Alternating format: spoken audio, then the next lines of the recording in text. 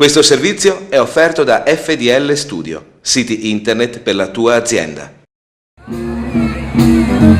L'iniziativa dell'amministrazione montagnanese di tenere aperti i negozi anche il venerdì sera fino a mezzanotte, contornati da musica ed artisti di strada, cerca di valorizzare il centro storico della città murata in piena stagione turistica. L'iniziativa ha riscosso un discreto successo anche fra i negozianti, uno strumento in più contro la crisi ed un segnale di apertura verso chi vorrebbe Montagnana viva anche di sera.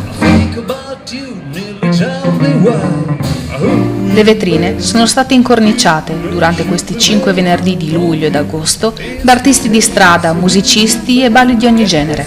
Colore e musica, quindi, per cercare di rendere più viva la città murata. Viva ma non devastata, come spesso succede purtroppo quando una deroga occasionale diventa l'occasione per creare confusione. Ma di sicuro i montagnanesi sapranno sopportare qualche decibel in più, perché la rivitalizzazione della città passa inevitabilmente dal turismo e dalla vitalità del suo centro storico.